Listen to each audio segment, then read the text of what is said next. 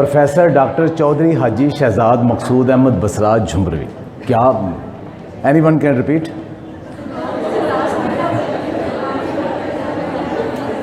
मेरा कज़न कहने लगा आपने ना सारी इंग्लिश जो है ना वो सारी एक्सप्लेन कर दी है। मैंने कहा इसमें एक लफ्ज़ नहीं है, एक्स नहीं है। कहता कोई नहीं, जब आप फौत हो जाएंगे साथ एक्स लगा देंगे। वो एक मेरे जैसा था नालायक सा पठान, तो वो किसी दुकान पे गया, कोई अच्छे शॉपिंग स्टोर पर, जा कहने लगा मसवाक है? कहने लगा नहीं। अगले दिन फिर गया, जा कहता है मसवाक है? कहते हैं इलेक्ट्रॉनिक्स की दुकान है तो मसवाक सूझी। तीसरे दिन फिर गया, जा कहता है मसवाक है? वो कहता है दौड़ जाओ मारूंगा तुम्हें। चौथे दिन फिर गया, जा कहता है मसवाक है? उसने बंदूक निकाल ली, कहता गोली मार दूंगा दौड़ जाओ। पांचवें दिन फिर आया, कहता है बंदूक में गोली है? वो कहता है नहीं। कहता है मसवाक है?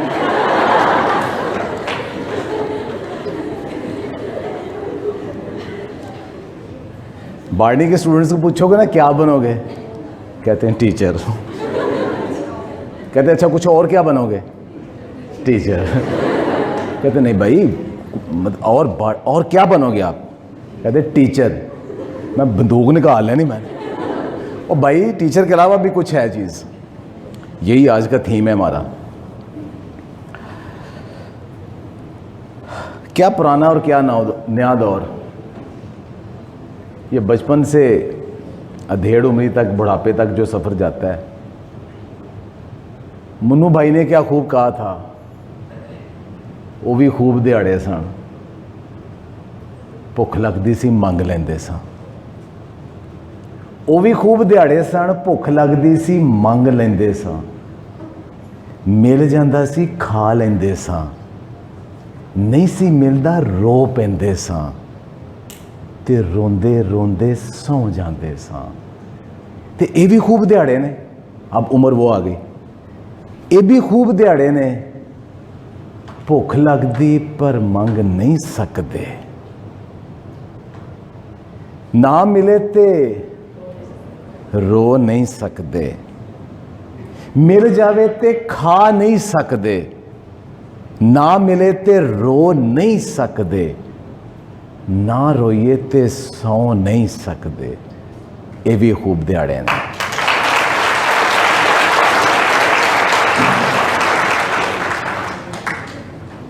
क्या वक्त था और कहां से क्या पहुंच गया। मेरा दिल करता है आपके साथ कुछ मैं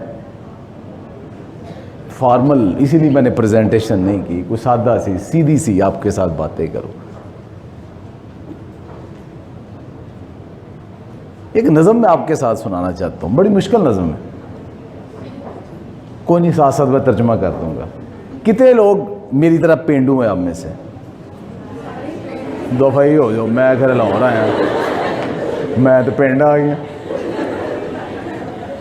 लेकिन अब पिंड भी वो पिंड नहीं रहे, अब वो कल्चर नहीं रहा, वो चीज़ें नहीं रही। सर मेरे साथ रहिएगा, देखिए हमारा क्या कल्चर था, क्या खालिसपन था, क्या कुछ हम ज़ाया कर बैठे। साड़ी रैतल बैत खड़ीच गई, सानू शहरां लाई सन। रैतल बैत हमारा लिविंग स्टाइल, रहना बहना जो था, खड़ीच के गुम गया। सन कहते हो, पुराने ज़माने में चोर आता था, वो दीवार को, छत को फाड़ के अंदर जाता था कि हमारे शहरों ने हमारी शहरी ज़िंदगी छीन ली। साड़ी रैतल बैत खड़ीच गई, सानू शहरां लाई सन। अज मुड़ मुड़ चेते आमदे, जंड बोड़ शरीयां वण। ओ खिद्दू पिंगा ठीकरां, किते गुड्डी गुडे दी जंज। ओ खिद्दू पिंगा ठीकरां, किते गुड्डी गुडे दी जंज। किते लुकण मीटी खेडना, किते डंडा डुक ते वंज। ओ खिद्दू पिंगा ठीकरां, किते गुड्डी गुडे दी जंज।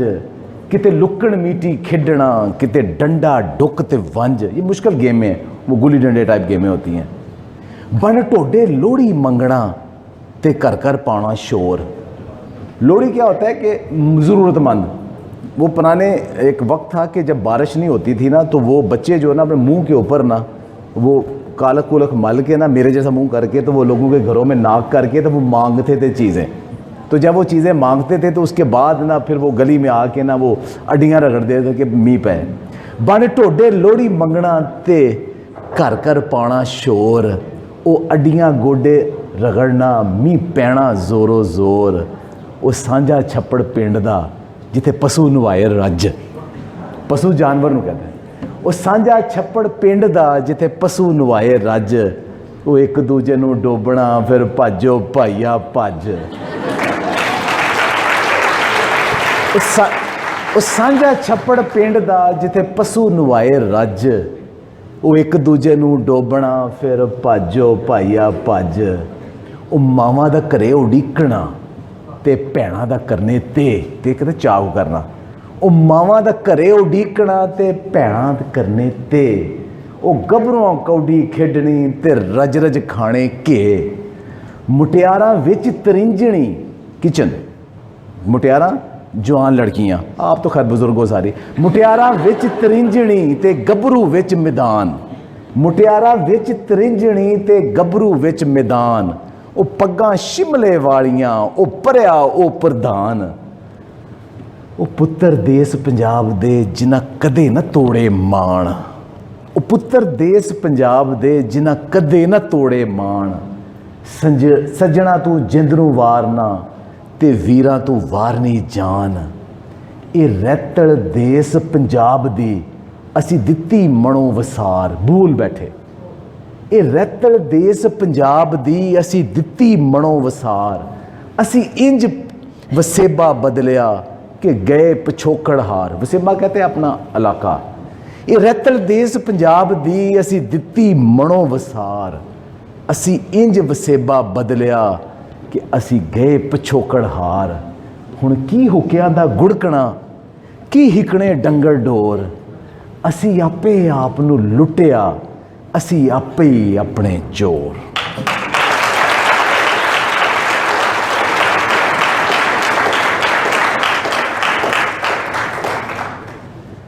एक वक्त होता है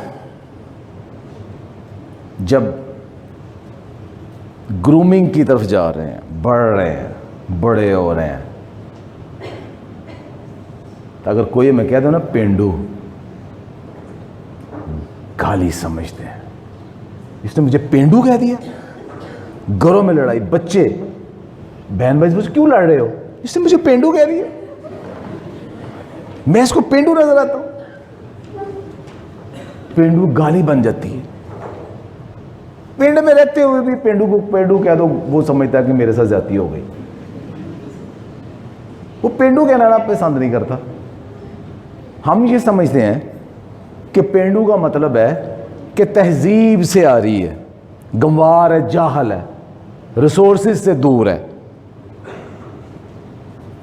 वक्त गुजरता है, पेंडू लफ्ज हटाता है, अपने लिबास, तराश खराश, खुराक, रहन सहन ऐसा बनाता है जिससे बिल्कुल भी पेंडू की झलक नजर ना आए। पैसे कमाता है, शहर शहर फिरता है, दूसरे मुल्कों में जाता है, बहुत पैसा कमा के फिर क्या होता है, कैसे कैसे असले बन गए, वड्डे वड्डे वसले बन गए, कैसे कैसे असले बन गए, वड्डे वड्डे मसले बन गए, वड्डे शहर वसा बैठे हाँ, सारा चैन गवा बैठे हाँ, सोची पे हुण की करिए।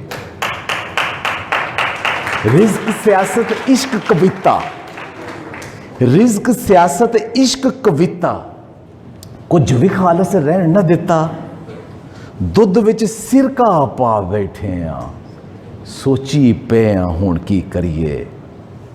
रस्ता कोई सुझदा नाही, सौदा कोई पुजदा नाही, रस्ते विच आ बैठे हाँ, सोची पे हुण की करिए। सारा चैन गवा बैठे हाँ। सारी उम्र गुआ दी पैसा कमाने में, घर बनाने में, शादी, बच्चे, बीवी, कार, कोठी, जायदाद। लेकिन मीनवाइल क्या खो गया? सेहत, चैन, सुकून, आसूदगी।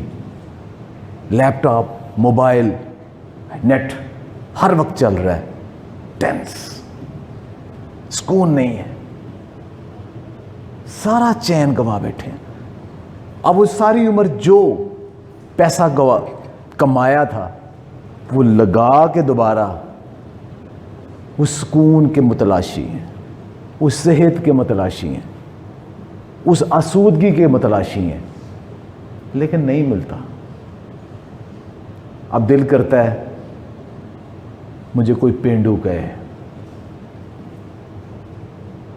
वो जो गाली थी मेरे लिए, अब मैं खुद बताता हूं, मैं पेंडू ही चंगा सा।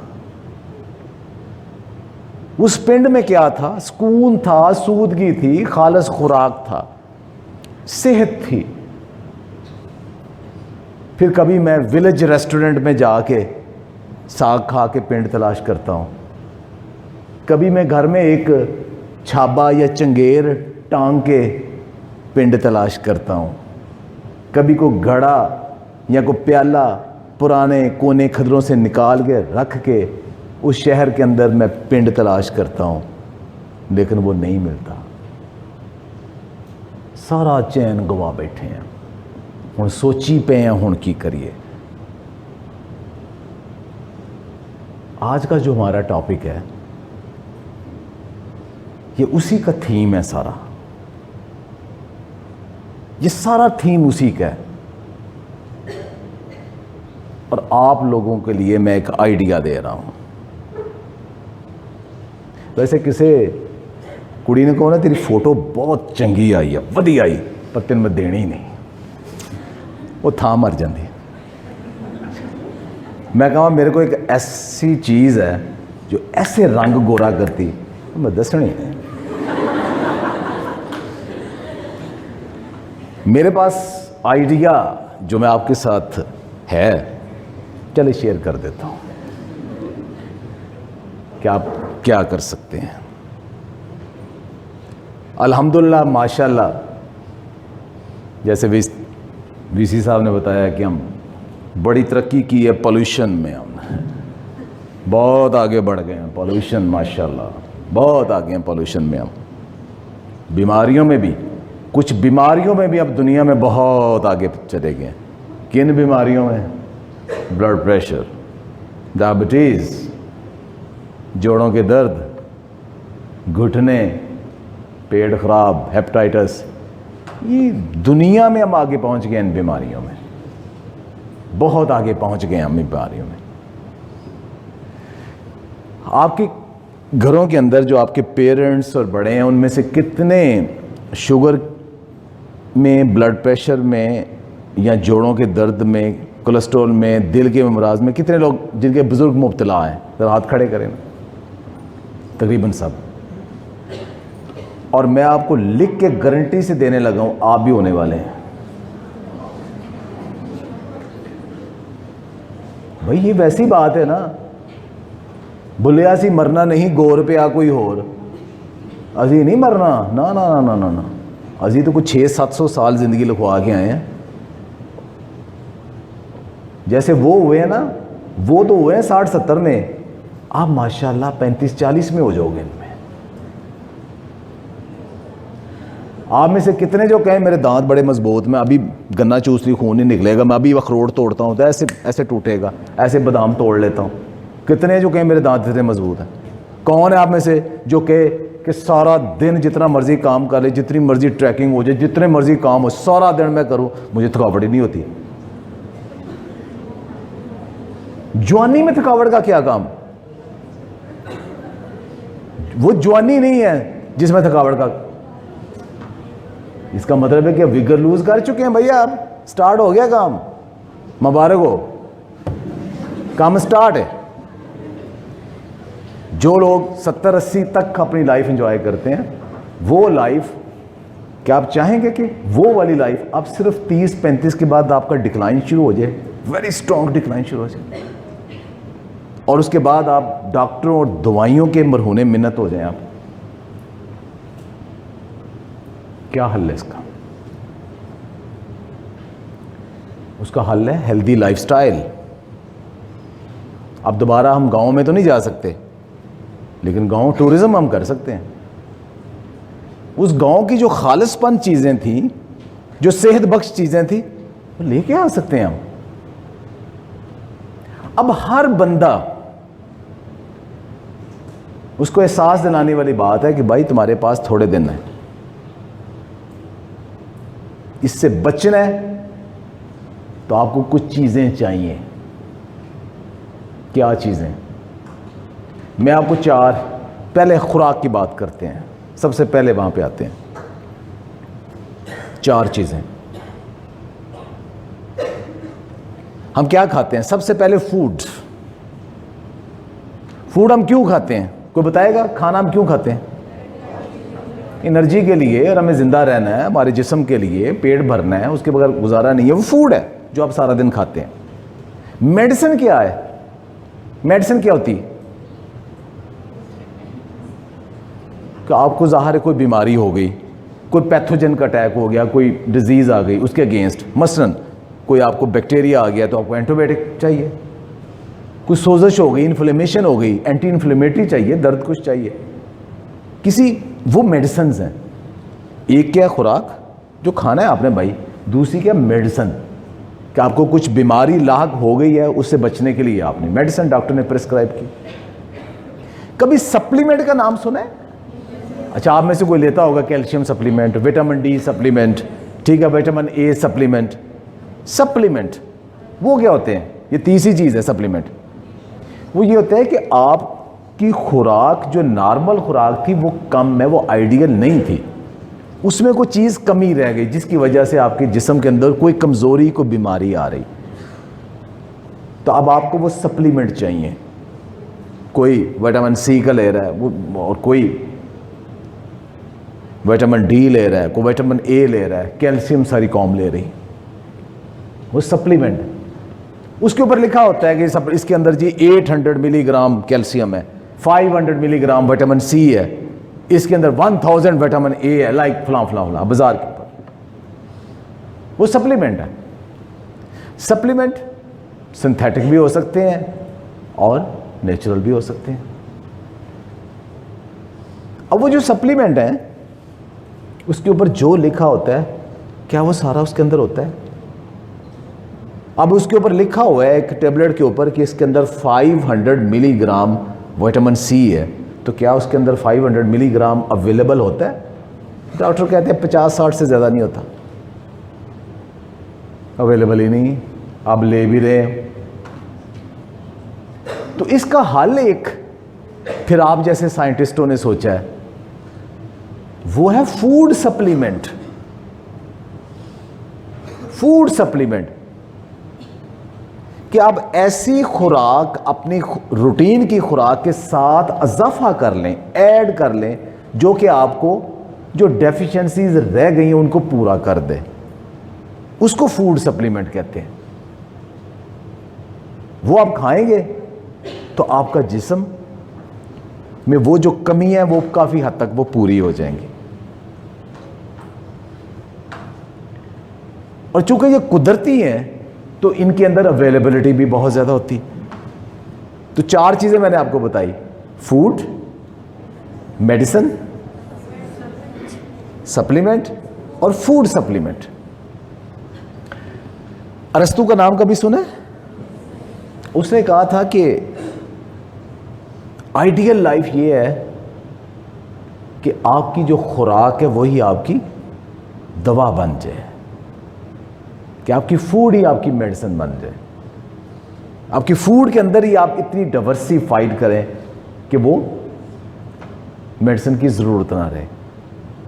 अच्छा, ये इस कमरे को देखें, दाएं बाएं देखें, ये ऊपर टाइल ये लगे, छत सीलिंग लगी हुई है ना, यहाँ से अगर एक सीलिंग का एक टुकड़ा टूट जाए, ये नीचे फर्श लगा हुआ है, इसमें टाइल है, एक टूट गई, अब आप इसको अच्छी हालत में रखना चाहेंगे तो आप क्या करेंगे? ये टाइल टूट गई, यहाँ एक टाइल ख़राब हो गई, तो इसको इसी हालत में रखना है तो आप क्या करेंगे? टाइल लगा देंगे। किस कलर की? काले रंग की, नीले रंग की?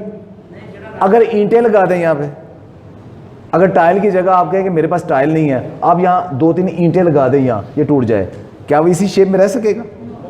अच्छा, ये ऊपर एक टूट गया, आप यहाँ पे कहें कि मेरे पास इस किस्म की अब है नहीं, आप यहाँ एक कपड़ा लगा दें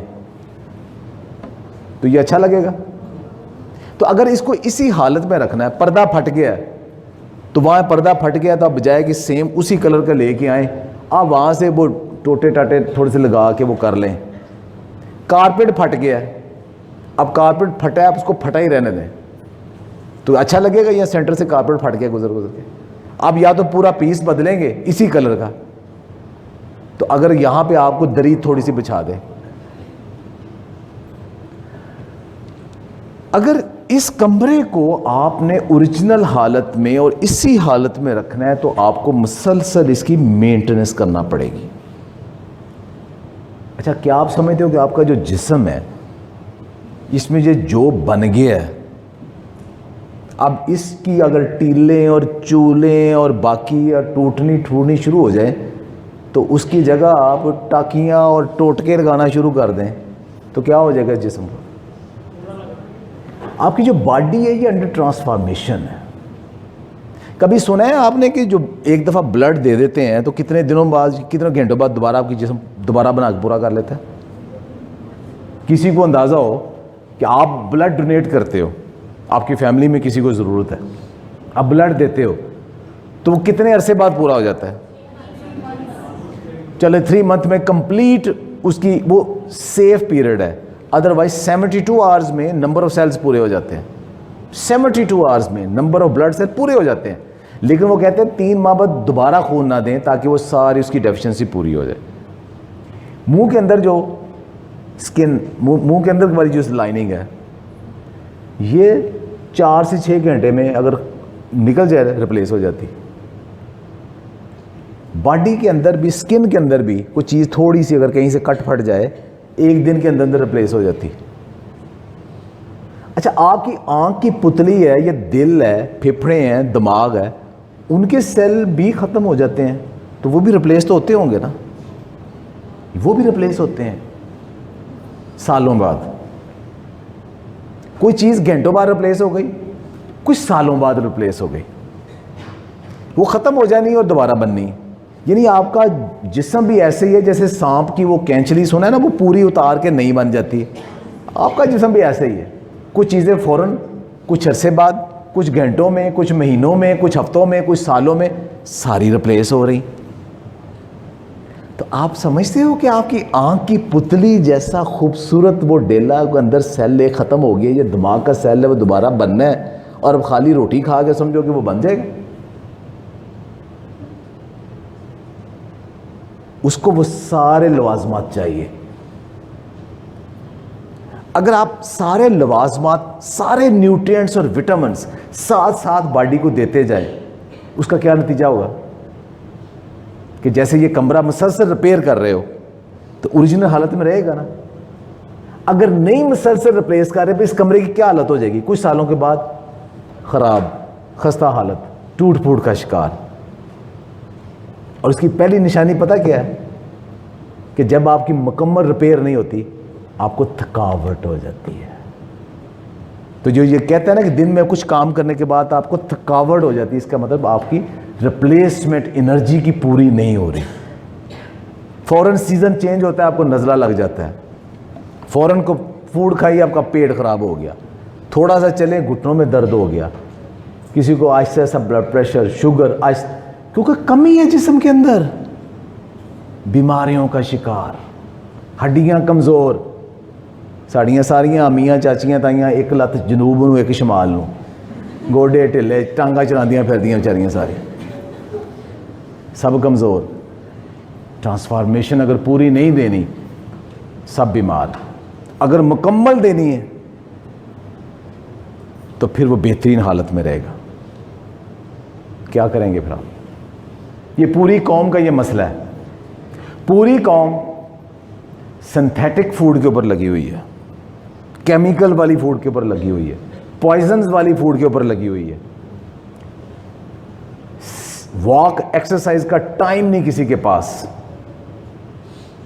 हर कोई चाहता है कुछ भी मसला है बस दवाई दे दो, मुझे गोली मारो, थोड़ा सा काम है सिर दर्द दो गोली, पेट दर्द दो गोली, कोई काम है दो गोली, गोली चाहिए हर एक को। गोलियां तो लगी है, तुम एक पिस्तौल रख लो जो रोज तुम ठा ठा गोलियां बज जाए। अब आपने नेचुरल चीज़ें देनी है तो फिर इनकी ज़रूरत ख़त्म हो जाएगी। इस 22 करोड़ की आबादी को ज़रूरत है खालस ओरिजिनल खुराक की और नेचुरल फूड सप्लीमेंट की। और किसी के पास टाइम नहीं है किचन गार्डनिंग का भी, घर में सब्जियां उगाने का भी टाइम ही नहीं किसी के पास। किसी के पास खालस दूध ढूंढ के अपने घर लाने का टाइम ही नहीं है। किसी के पास वॉक करने का टाइम ही नहीं है। किसी के पास अपनी सेहत का ख्याल रखने के लिए टाइम ही नहीं है। तो सारा दिन एक दूसरे को कहते फिरते ने अपना बहुत ख्याल रखिएगा। घट्टा तो सुहा ख्याल रखना, उन्होंने चीज़ा दो, खाली ख्याल रखिएगा, उसको खालिस चीज़ें दो भाई। तब आपने इस कौम का ख्याल रखना है। कैसे? ये आपने ख्याल रखना है। नेचुरल फूड सप्लीमेंट हम आपको सिखाएंगे। हम आपको सिखाएंगे कि कैसे नेचुरल फूड सप्लीमेंट्स आप लेके लोगों को तक पहुंचाएं। हर बंदे को ज़रूरत है। आप में से कितने लोग हैं जो अब ये समझते हैं कि उन्हें नेचुरल खालिस फूड सप्लीमेंट की ज़रूरत है? हाथ खड़ा करें। आप ही की तरह पूरे लाहौर शहर को भी ज़रूरत है, पर उन्हें कोई नहीं दे रहा। आप दें, इससे बड़ी एंटरप्रेन्योरशिप कोई नहीं है। सबसे पहले सीखें कि नेचुरल सप्लीमेंट कौन कौन से हैं, खालिस फूड कहाँ कहाँ अवेलेबल है। या तो खुद ग्रो करें। 3 ही चीज़ें उसमें, 3 चीज़ें हैं। ग्रो करना, प्रोडक्शन, दूसरा है प्रोसेसिंग, तीसरी चीज़ क्या है? मार्केटिंग। अब आप कहाँ फिट होते हैं? अगर आप गांव में रहते हैं या आपके पास थोड़ी सी जगह है, प्रोडक्शन स्टार्ट कर दें। अब वो नहीं है, जिम्मेदार बेचारा प्रोड्यूस कर रहा है, अब उसके साथ कांटेक्ट करें, प्रोडक्शन वहाँ से लें। आप छोटे छोटे प्रोसेसिंग यूनिट लगाएं। हम आपको सिखाते हैं प्रोसेसिंग यूनिट कैसे लगाने हैं, कोई मसला नहीं है। आप प्रोसेसिंग करें। तीसरी चीज़ है मार्केटिंग। आप समझते हैं कि आप उसमें अच्छे हो या तीनों में अच्छे हो, ये तीनों आपके पास मौजूद है, आप ये कर सकते हो। आप अपनी कम्युनिटी से स्टार्ट करो। और मार्केटिंग आपने कैसे करनी है? कितने लोगों के पास स्मार्टफोन है? हाथ खड़े करें। आप सबके पास मार्केट है। सोशल मीडिया, इससे बड़ी मार्केट कौन सी है? अपनी फेसबुक पेज, सोशल मीडिया, सारा यूट्यूब चैनल, सब कुछ बनाएं, वेबसाइट डिज़ाइन करें, प्रोडक्ट लॉन्च करें, लोगों को दें मार्केटिंग। अपने नियर्स एंड डियर्स, इर्द गिर्द जो लोग हैं उनको प्रोवाइड करें। 3 काम आप जहां फिट हो सकते हैं, प्रोडक्शन में, प्रोसेसिंग में, मार्केटिंग में। अगर आप में से कोई नेचुरल फूड सप्लीमेंट्स की मार्केटिंग करना चाहता है, मुझसे रब्ता करें, मैं आपको करवा देता हूँ। नो प्रॉब्लम, नो प्रॉब्लम, मैं करवा देता हूँ आपको। करने वाले बने, चीज़ें मौजूद हैं। अब आखिरी पार्ट, क्या मैं कर सकता हूं? क्या मैं कर सकती हूं? मुझसे तो नहीं होगा। तारिक साहब ने इतना कुछ दिखा दिया मेरे नहीं, मैं नहीं कर। ये तारिक साहब ही कर सकते नहीं, यहाँ डॉक्टर बसरा ही कर सकते, मेरे को नहीं, बस मैं नहीं कर सकता।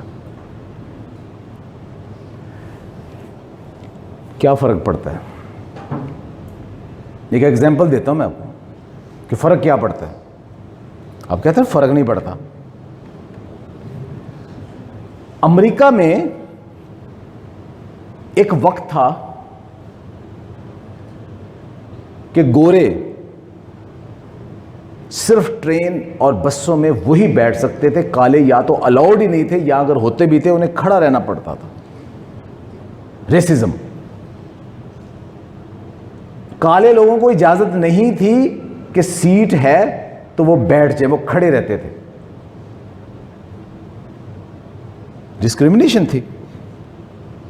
फिर थोड़ा सा रिलैक्सेशन ये आई कि अगर सीट खाली है पीछे तो वो बैठ सकते हैं, लेकिन इस शर्त पे कि कोई गोरा नहीं है। एक दिन अगर कोई काला चूंचरा भी करता था वो सीधा जेल में फेंक दिया जाता था, बदतरीन तशद्दुद और सजा, कोई जुर्रत नहीं करता था।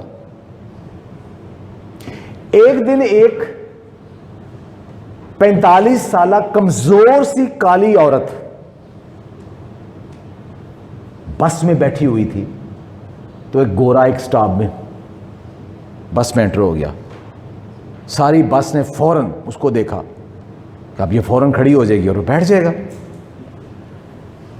उसने इनकार कर दिया। मैं सिर्फ रंग और नस्ल की बुनियाद पे एहतजाज करती हूं और मैं नहीं इसको जगह देती कि मेरा रंग काला और मैं खड़ी हो जाऊं और ये गोरा इसलिए बैठ जाए। मैं एहतजाज करती हूं। लोगों ने कहा कि तुम बेवकूफ हो, तुम पे ऊपर सजा होगी, तशद्दुद होगा, तुम्हारा बहुत नुकसान होगा। उसने कहा मैं एहतजाज करती हूं। पूरे अमेरिका में एक 45 साल कमजोर सी औरत बैठी रही को मैं आज जगह नहीं दूंगी इसे। उसे जगह नहीं दी, उसको वार्न किया गया, उसको पकड़ के जेल में डाल दिया गया, लेकिन उसका एहतजाज रिकॉर्ड हो गया। चंद दिनों में लोग शामिल होते गए उसकी आवाज के साथ। कुछ हफ्तों में मार्टिन लूथर किंग जैसे बंदा मिल गया जिसने उस आवाज को एक तहरीक का नाम दे दिया और पूरे मुल्क में एक तहरीक बन गई कि आज के बाद कोई काला किसी गोरे के लिए जगह खाली नहीं करेगा। आप कहते हो फर्क नहीं पड़ता? एक फर्दे वहां से फर्क पड़ा। वो कोई 7 फुट की कोई पहलवान खातून नहीं थी, कमजोर सी नहीं फोना 45 साल खातून थी। सिर्फ मुसम्मम इरादा था उसका, फर्क पड़ गया ना। एक 30 साल शख्स का बच्चा बीमार हो गया। वो पहाड़ों में गिरे एक गांव में रहता था कि जहां से शहर में जाने के लिए कम से कम 3 से 4 दिन लग जाते थे पैदल। उसका बच्चा बीमार हो गया। उसको फर्स्ट एड देने के लिए, उसके इलाज के लिए उसको कम से कम 3 दिन उसको बच्चा उठा के जाना था। उसने वो 2 दिन हो गए बच्चा उठा के जा रहा है, बच्चा रास्ते में मर गया। वो शख्स वापस आया अपने गांव में, बच्चे की उसने तदफीन की और उसके बाद उसने एक छेनी ली और एक हथौड़ी ली कि मैं ये पहाड़ काट दूंगा, रास्ता बना दूंगा ताकि अगर कोई आइंदा बच्चा बीमार हो तो यहां से गुजर जाए, लोगों का रास्ते एक्सेस हो जाए। लोगों ने कहा ये पागल है, इसका बच्चा फौत हो गया जिसकी वजह से ये पागल हो गया, इसके ऊपर असर हो गया। लेकिन वो लगा रहा। लोग उसको पत्थर मारते रहे, बेवकूफ पागल गर्दानते रहे। लेकिन कुछ अरसे बाद लोग उसके साथ शामिल हो गए। और फिर क्या हुआ? 30 साल की मशक्कत के बाद, आज से 5 साल पहले, उस शख्स ने पूरा पहाड़ काट के एक रास्ता बना दिया और उसको भारत ने पद्मश्री अवार्ड दिया, उसका आयरन मैन का नाम खिताब दिया। कहते फर्क नहीं पड़ता? अरे भाई फर्क पड़ता है। 2 चीजें अपने सामने लिख के रख लें। 2 चीजें जब भी आपके जहन में आए कि मैं कोई काम कर सकता हूं या काम कर सकती हूं, तो नहीं, 2 चीजें, सिर्फ 2 चीजें। पहली क्या चीज? You are never late. हमेशा अपने कमरे में लिख के रख लें, लैपटॉप की डेस्कटॉप पर, अपने मोबाइल के ऊपर लिख के रख लें, टेबल के ऊपर लिख के रख लें, यू आर नेवर लेट। कोई उम्र नहीं है सीखने की, कोई उम्र नहीं है काम स्टार्ट करने की, किसी टाइम भी आप कर सकते हो। अगर अब भी ना करते तो काम नहीं होना था। आज तो कर लिया ना, गुज़रा लम्हा वापस आ सकता है। नो, अगर आज भी आप नहीं करेंगे आप एक दिन और लेट हो जाएंगे। तो यू आर नेवर लेट। किसी उम्र में भी, किसी जेंडर में भी होते हुए, किसी जगह के ऊपर भी आप कोई भी काम स्टार्ट कर सकते हो। आप जितने बड़े बड़े लोगों की, दुनिया में जो बहुत कामयाब लोग हैं, उनकी हिस्ट्री तो पढ़ के देखें। वो मिलियनर्स के घरों में पैदा नहीं हुए थे। किसी के पास फीस नहीं थी स्कूल की, किसका कॉलेज से नाम निकाल दिया गया, किसी के पास खाने के लिए पैसे नहीं थे, सेल्फ मेड, आहिस्ता आहिस्ता आहिस्ता लगे रहे, क्या कुछ बना दिया। ये स्टोरियां पढ़ लें, एप्पल की, माइक्रोसॉफ्ट की, alibaba.com की स्टोरियां पढ़ के देख लें इनके ओनर्स की। ये क्या थे?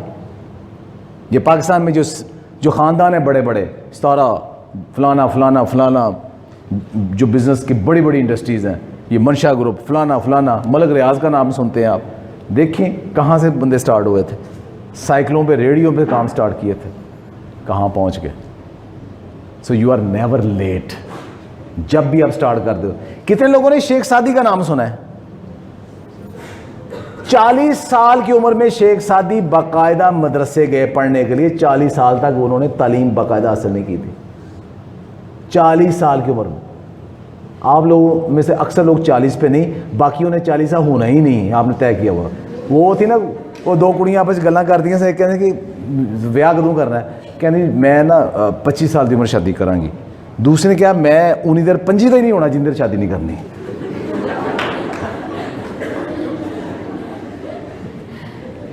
दूसरी 40 तो होना ही नहीं।